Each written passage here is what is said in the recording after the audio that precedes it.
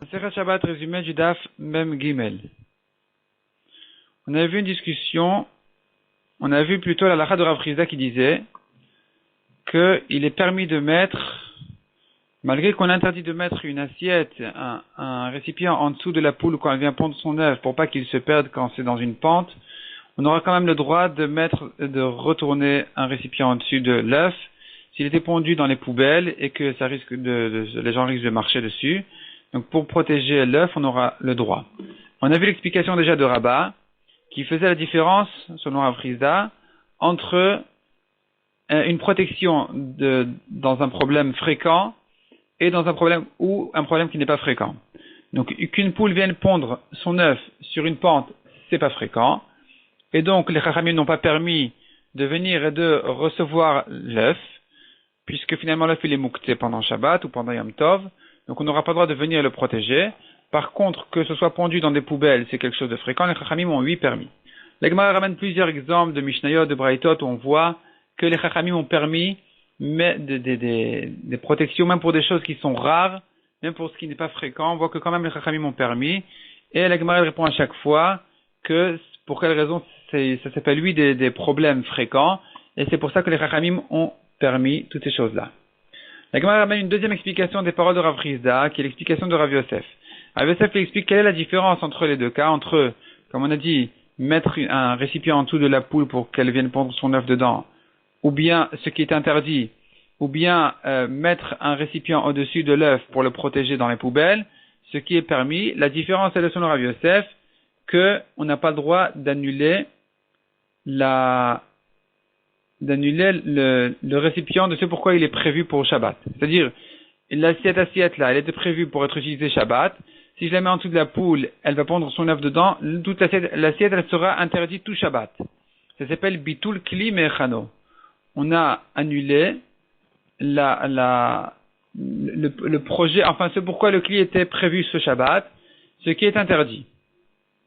Tandis que mettre un récipient en dessus de l'œuf, il n'y a pas de problème. Quand je voudrais, je pourrais le retirer là-bas.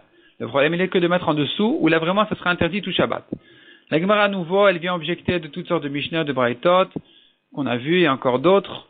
On voit qu'on n'a pas de problème pendant Shabbat, même de mettre en dessous du mouktsé quelque chose, alors que ça va rester là-bas, ça sera interdit a priori tout Shabbat. À chaque fois, la Gemara répond, elle donne réponse à chacune de ces objections. La Gemara ramène ensuite ce que Rabbi Trak lui pense, pas comme Rav Chizda. Rav Chizda qui faisait la différence entre mettre le récipient en dessous de la poule ou bien mettre le récipient au-dessus de l'œuf.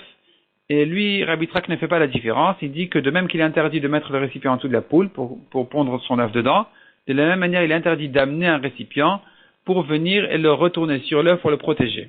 Pourquoi? Rabbi Trak pense qu'on n'a pas le droit de porter quelque chose pour un mouktsé. L'œuf est mouktsé, je n'ai pas le droit d'amener quelque chose pour protéger le mouktsé. Et la Gemara, elle vient objecter à nouveau toutes les objections. On voit qu'on a le droit, de porter quelque chose pour un mouktsé. Répond la Gemara, il s'agit d'un cas où il a besoin de la place de l'objet qu'il est en train de bouger. Une fois qu'il a le droit de bouger déjà cet objet-là, il aura le droit même de l'amener jusqu'au mouktsé. Non pas pour porter le mouktsé, mais au moins pour protéger le mouktsé, puisque finalement il n'a pas soulevé l'objet depuis le début pour le mouktsé, ça sera permis. L'Agma ramène encore d'autres objections et à chaque fois l'Agma répond soit qu'il a besoin de l'endroit de l'objet, soit que c'est pas vraiment mouktsé. Donc ce pourquoi on amène l'objet n'est pas mouktsé. L'Agma ensuite ramène toute une grande analyse d'une braïta et de laquelle on aura à nouveau une objection. C'est la braïta qui dit qu'on a le droit de couvrir avec un tapis de roseau, on a le droit de couvrir une ruche pendant Shabbat, alors que a priori les abeilles c'est mouktsé. Donc comment est-ce qu'on fait une chose pareille? Et donc on voit qu'il est permis même d'amener pour du mouktsé, d'amener un objet quelconque, comme ici par exemple c'est le tapis de roseau. Et l'Egma répond, ici il s'agit qu'il y a du miel. Et donc il vient protéger le miel, et c'est pour ça que puisque le miel n'est pas mouktsé, donc on n'a pas de problème de venir couvrir la ruche. L'Egma rentre un peu dans les détails, mais en gros c'est ça la discussion. Ensuite, l'Egma elle ramène que Ravuna a enseigné à Bavel comme l'enseignement de Rabbi Tra qui interdit de porter quelque chose pour du mouktsé, car Ravuna a a dit qu'on a le droit donc de protéger le mort, le mort il est mouktsé pendant Shabbat, et maintenant s'il est au soleil et qu'on veut lui faire de l'ombre, on n'aura pas le droit de venir lui faire de l'ombre pour lui, on sera obligé d'abord de faire tout un système où a priori on se fait l'ombre pour soi-même, pour le vivant, et après l'ombre reste pour le mort. C'est que de cette manière-là, la Gemara décrit de quelle manière exactement on le fait, pratiquement, mais finalement on aura le droit de le faire que en portant pour les vivants, mais pas pour le mort. Donc on voit exactement comme Rabbi Yitzhak qu'il est interdit de porter quelque chose pour du mouktsé. La Gemara ensuite rentre dans une nouvelle discussion, à savoir de quelle manière on a le droit de porter le mort pendant Shabbat alors qu'il est au soleil. Donc si on ne peut pas lui faire de l'ombre, qu'est-ce qu'on fait? La Gemara dit a priori on pourrait le porter avec quelque chose qui n'est pas mouktsé, comme un aliment, comme un bébé, les deux en même temps ça sera permis. Et sinon, on a une discussion, est-ce que on peut le retourner de lit en lit jusqu'à ce qu'on le sorte de l'endroit du soleil. Et donc sans le porter vraiment, en portant le lit, on le fait passer de l'un à l'autre. Est-ce que c'est permis ou pas? Ça c'est une marloquette. Donc la Gemara explique que la marloquette, elle est en ce qui concerne ce qui s'appelle tiltul minatzad. Donc c'est-à-dire de porter, mais indirectement, de porter à travers quelque chose d'autre. Je porte le lit sur lequel se trouve le mort, je le fais rouler d'un lit à l'autre. De cette manière-là, c'est une marloquette générale dans le mouktsé. Est-ce que ça s'appelle porter ou pas? Oui ou non, c'est ça la marloquette. La Gemara ramène une autre marloquette. Est-ce qu'on a le droit pour sauver le mort s'il y a du feu et qu'on veut sortir le mort de là-bas pour pas qu'il se brûle, il est déjà mort mais on veut pas le perdre, on veut l'enterrer de manière avec respect et honneur. Et là, on a une marloquette, est-ce qu'on a le droit de le sortir ou pas?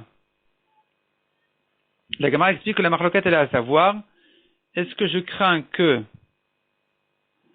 que on a le droit de sauver le mort de l'incendie, du feu, parce que malgré qu'il est mouktsé, on craint les chachamim, ont eu peur que les gens qui sont affolés pour leur mort, protéger leur mort, ils risquent de venir éteindre l'incendie ou pas. Et donc, ça serait une raison de permettre de le porter vraiment directement, même sans rien, s'il n'a pas de quoi le porter, ou non. Et la lacha dit la Gemara, elle est comme Rabbi Yehuda ben Lakish, qui permet, lui, de le porter. Qui permet de le porter pour le sauver, pour le sortir du feu. La Gemara ensuite revient sur ce qu'on a vu dans la Mishnah. On n'a pas le droit de profiter de l'huile de la bougie qui est tombée. Donc pendant Shabbat, la bougie qui est allumée, il y a de l'huile qui tombe de temps en temps. Cette huile est interdite. La Gemara explique que si c'est ce qui reste dans la bougie après que la bougie s'est éteinte, donc dans la bougie ou dans l'assiette qui a reçu cette huile-là, cette huile qui reste, donc c'est assour, c'est mouktsé. Selon Rabbi Shimon, c'est pas mouktsé. On a le droit donc d'en profiter.